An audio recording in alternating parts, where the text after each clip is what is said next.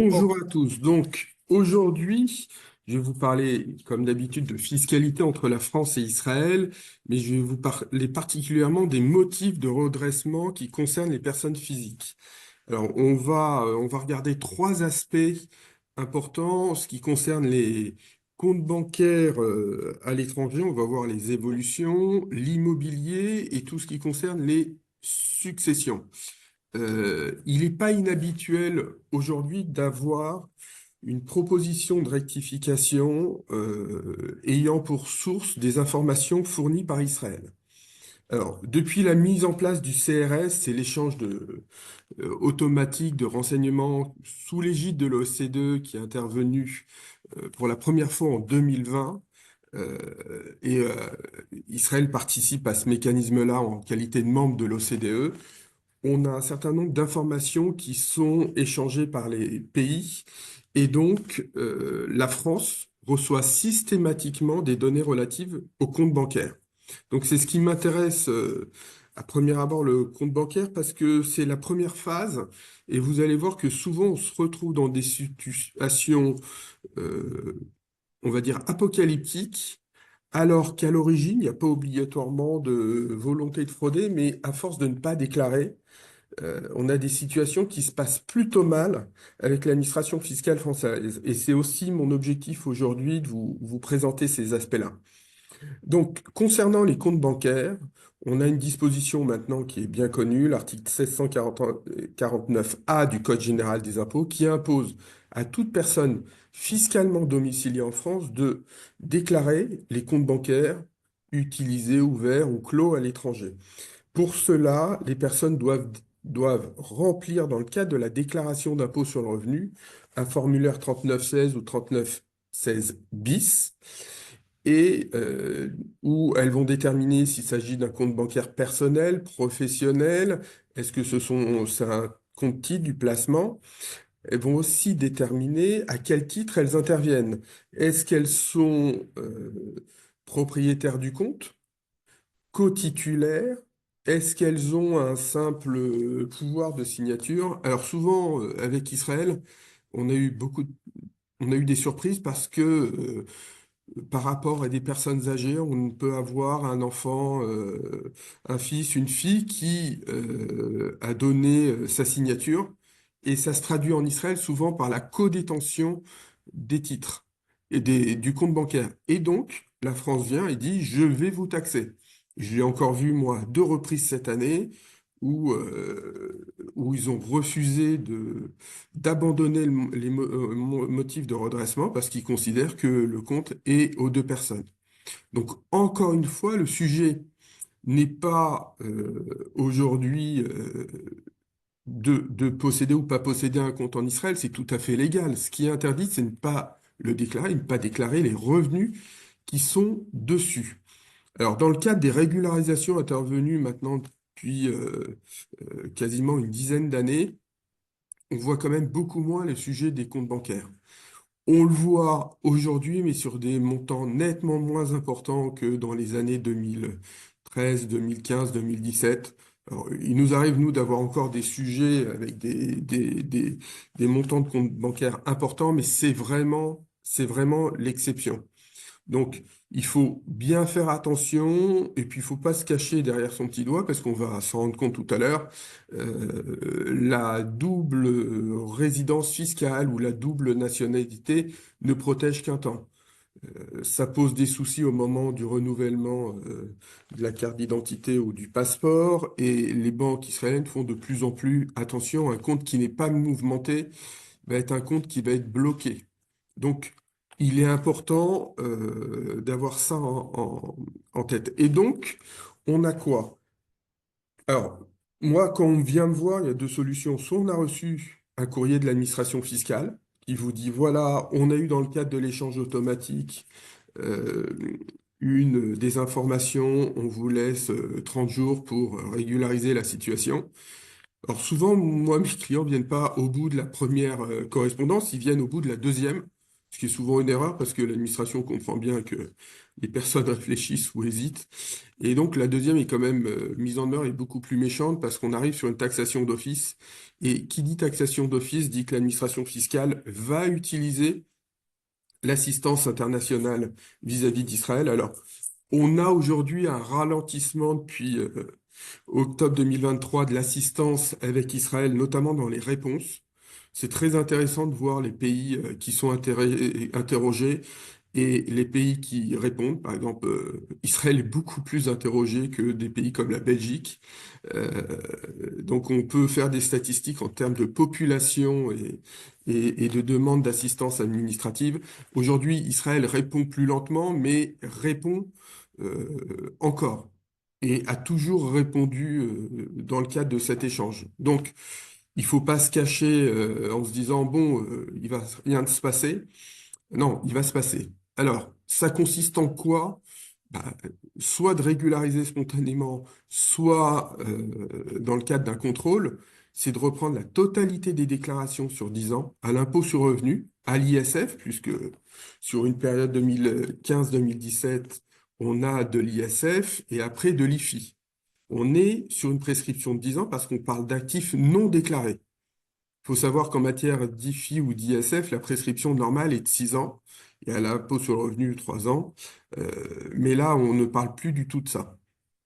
Alors attention, le problème n'est pas obligatoirement très important à l'impôt sur le revenu. Le problème, c'est lorsque vous avez mis sur ces comptes bancaires ce que moi j'appellerais techniquement des revenus d'origine indéterminée. Ça veut dire, on a des sommes, on ne sait pas d'où ils viennent, des sommes remises en espèces ou d'autres comptes bancaires. La France considère que ce sont des revenus et donc va les taxer à l'impôt sur le revenu et aux contributions sociales. Avec ça, on va vous rajouter des pénalités, des intérêts de retard. Alors, la loi dit jusqu'à des majorations jusqu'à 80%. En pratique, si vous n'allez pas les voir spontanément, vous avez 40%, 80%, honnêtement, on le voit. Nous, on l'a toujours évité. Et quand on va spontanément, on peut en plus éviter d'avoir les 40%. À côté de ça, on a une amende pour non-déclaration, mais qui est 1500 euros par an au maximum sur 5 ans. Mais surtout, le vrai sujet, c'est l'article L23C du livre de procédure fiscale qui exige d'expliquer l'origine des sommes inscrites et qu'on trouve notamment au cours des 10 dernières années. Par exemple, au cours des 10 ans, on va se rendre compte que dans la période la plus lointaine, vous avez eu 1 million d'euros, 2 millions, 500 000 euros. Vous devez justifier de l'origine des fonds et si vous ne le faites pas, vous avez une amende égale à 60%. Alors j'ai volontairement mis trois petits points ici parce que c'est 60% du montant des sommes les plus importantes sur le compte bancaire au cours des 10 dernières années. Donc, vous pouvez avoir en principe 100 000 euros sur votre compte. Si vous avez eu 300 000 à un moment, on va vous taxer sur 300 000 euros. Alors, c'est extrêmement compliqué de gérer ces procédures-là. Nous, on conteste l'application de cette disposition qui a été validée par le Conseil constitutionnel en termes de logique et d'amende de 60%. Mais il se trouve que des fois, on est dans l'incapacité de démontrer l'origine des fonds. Pourquoi? Parce que la prescription est de 10 ans, parce qu'au sein de l'OCDE et de l'échange, les banques, de toute façon, n'ont l'obligation de donner des informations qu'au cours des 10 dernières années. Donc on se trouve devant une impossibilité de ramener une preuve. Et donc, on est passé d'une présomption normale à une présomption quasiment irréfragable sur laquelle on a des fois l'impossibilité d'amener des éléments. Donc, très attention. Nous, on a un certain nombre de litiges sur des clients partout en France, et d'ailleurs qui ne concernent pas obligatoirement Israël, sur cette disposition du L23C. Par contre, et ça va nous permettre de passer au deuxième aspect. Lorsque mes clients viennent me voir et me disent j'ai de l'immobilier, je ne l'ai pas déclaré, bah, on n'a pas ce principe du L23C et donc les dossiers sont beaucoup plus faciles à gérer. Alors, dernière précision sur les comptes bancaires. Souvent, on nous dit, mais euh, personne ne peut me trouver, j'ai organisé. Alors, bon, j'ai un principe, c'est que nous ne sommes pas éternels. Et donc, nous, ce qu'on a voit arriver à présent comme dossier, c'est des successions, où, dans la mesure où la personne, effectivement, avait la résidence fiscale, réelle ou fictive en Israël, elle ne faisait pas partie de l'échange. Sauf qu'en Israël, quand vous avez une succession, les banques ferment le compte et attendent d'avoir les documents concernant la succession. À partir du moment où vous aurez au moins un bénéficiaire qui a un compte bancaire, du moins qui est résident fiscal français, la banque fera régulariser, exigera de cette personne son numéro fiscal pour libérer les sommes. Et donc vous vous rendez compte que ce qui n'a pas été fait du vivant de la personne se retrouve comme une patate chaude chez les enfants qui non seulement vont avoir géré des droits de succession, mais aussi une régularisation sur 10 ans. Alors moi, je suis en train de terminer là un dossier où on a eu cette problématique de succession. Ça a été de catastrophe en catastrophe parce que, effectivement, la personne n'avait pas fait le nécessaire. Les enfants ont vu qu'ils ont été très rapidement bloqués et les sommes ont augmenté considérablement. Donc, euh, aujourd'hui, on le voit moins, hein, du moins, on voit moins un principe de régularisation, mais attention à cet effet succession. Puis un deuxième effet qu'on voit, nous, depuis 2024, c'est les personnes qui étaient parties en Israël pour pouvoir, au début, prendre la nationalité israélienne et protéger leur compte bancaire. Sauf que le régime de l'Aliyah n'a duré que de 10 ans. Et aujourd'hui, ils se trouvent soit à devoir déclarer tous leurs impôts en Israël, soit souvent ne pas le faire. Et Israël commence à chercher ces personnes-là pour regarder ce qui se passe et faire déclarer les comptes bancaires par les établissements bancaires israéliens. Donc, euh, le principe de dire j'ai échappé ou je vais continuer à échapper à un mécanisme, si vous êtes résident fiscal français, donc si vous n'êtes pas réellement résident fiscal israélien, ça va être quand même de plus en plus compliqué. Sur l'aspect immobilier, on va voir deux choses. Alors souvent, ce qu'on a, et de plus en plus souvent, c'est l'absence de déclaration de biens à l'impôt sur la fortune immobilière. Pourquoi? Parce que lorsqu'on est résident fiscal français, on est imposé sur son patrimoine mondial. Donc dans votre IFI, vous devez avoir éventuellement votre résidence principale, éventuellement des parts de SCI ou des biens détenus directement, et également le bien détenu en Israël. Alors, qu'est-ce qui se passe souvent quand on dit détenu, c'est détenu directement ou indirectement, hein. Donc, l'administration, si vous ne lui donnez pas les éléments et si elle a connaissance ou si vous régularisez spontanément, ben, on va refaire des déclarations. Elle est souvent amenée à aller poser des questions à l'administration fiscale israélienne. Et donc, le sujet, c'est soit j'ai omis de mettre ce bien dans mon IFI, soit je ne l'ai pas évalué suffisamment. Nous, en pratique, on voit des gens arriver chez nous et nous dire, bon, j'avais un compte bancaire, j'ai acheté un bien immobilier il y a 10 ans, 8 ans, 12 ans, et je fais quoi aujourd'hui? Et ils nous disent souvent, ben, je voudrais vendre le bien en Israël, et on leur explique, mais de toute façon, un résident fiscal français ne peut pas vendre un bien en Israël et faire encaisser cette somme sur une banque israélienne s'il ne justifie pas de la présence ou de la déclaration de ce bien en France. Alors, s'il n'est pas à l'IFI, il n'y a pas obligatoirement de déclaration, mais il va falloir quand même justifier éventuellement l'origine des fonds.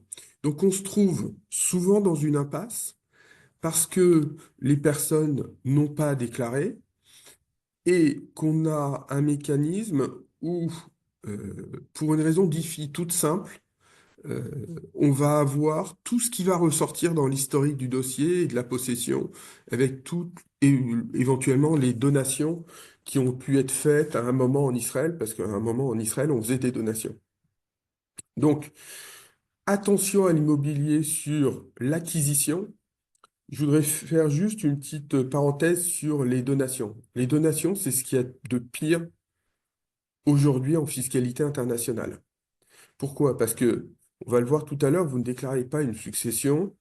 Bon, on a une date de décès et puis on va revenir éventuellement en arrière si c'est pas prescrit. Mais une succession ne se prescrit jamais, même si elle a 10 ans, 15 ans ou 20 ans. Pourquoi? Parce qu'il y a un grand principe en fiscalité française dans le Code général des impôts qui vous explique que la prescription ne commence à courir que lorsque l'administration a connaissance de l'opération de donation. Et, ça c'est pour éviter de gagner du temps, l'administration a deux possibilités.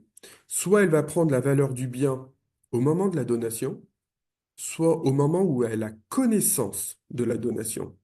Donc typiquement en Israël, si vous avez eu une donation à aller à 1 million de shekels il y a 15 ans, et qu'aujourd'hui l'administration fiscale française en a connaissance, souvent le bien qui valait 1 million de shekels il y a 15 ans, il peut valoir 2 ou 4 millions de shekels. Et donc la donation sera taxée en France sur la valeur actuelle du bien. Donc très attention aux mécanismes de donation.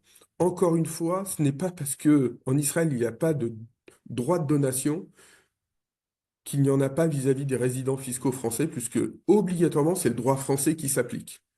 Donc, n'allez pas croire certains conseils israéliens qui vous expliquent que vous pouvez faire des donations sans aucune conséquence. La France vous trouvera jamais. On est dans un système aujourd'hui qui est quasiment transparent. Et puis surtout, concernant l'immobilier, il y a quand même un élément.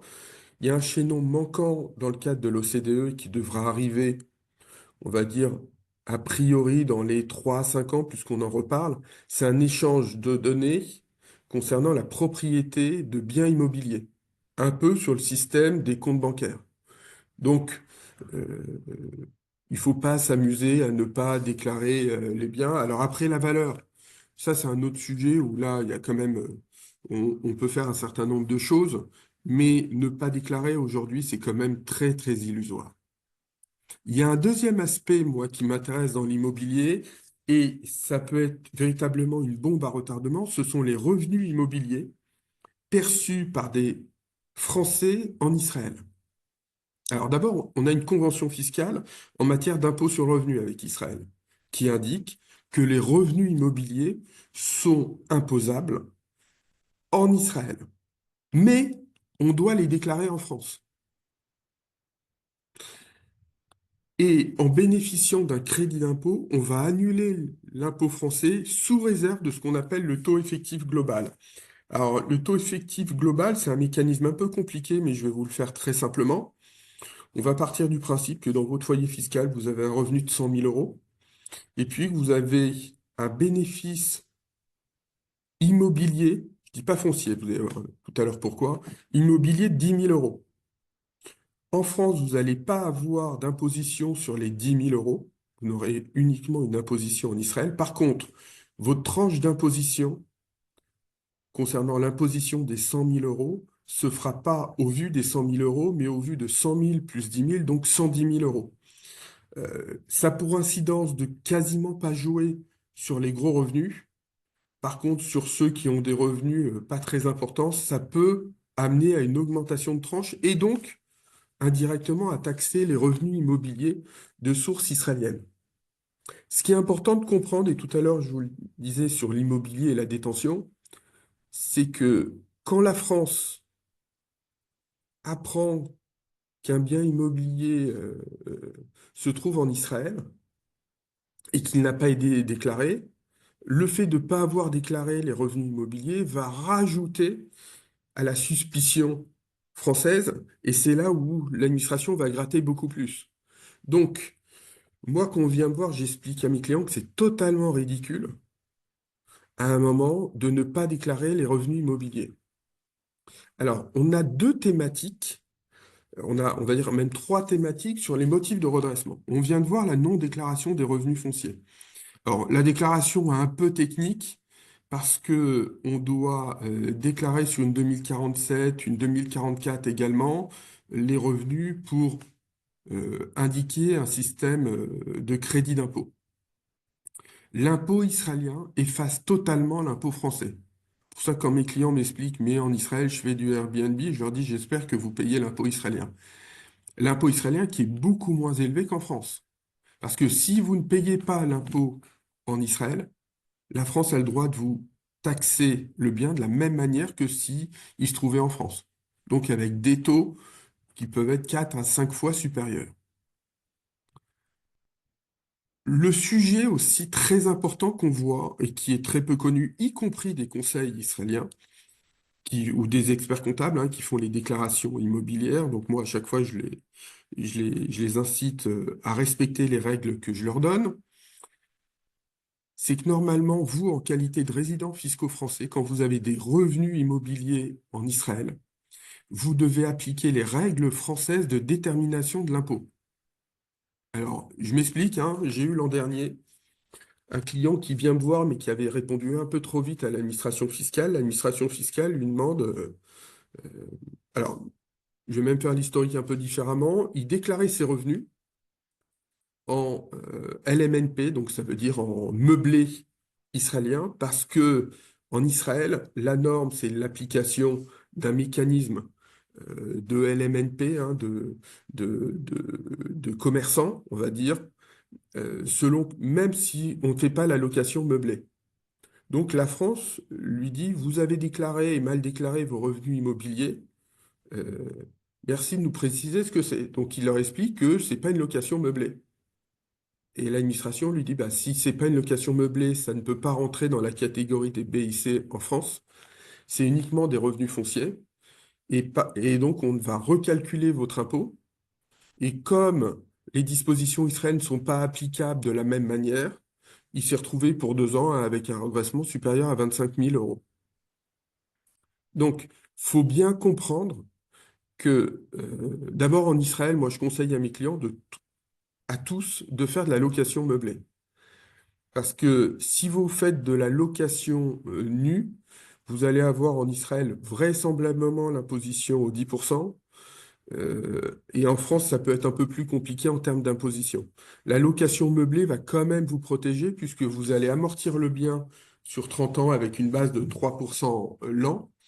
Euh, et en France, on va pouvoir nous considérer que c'est du LMNP. Donc, attention sur le revenu immobilier. La base, on les déclare. On les déclare bien et si possible, euh, pas en respectant les règles israéliennes. Les règles israéliennes, votre expert comptable les respecte lorsque vous payez l'impôt en Israël. Mais en France, ça doit être différent.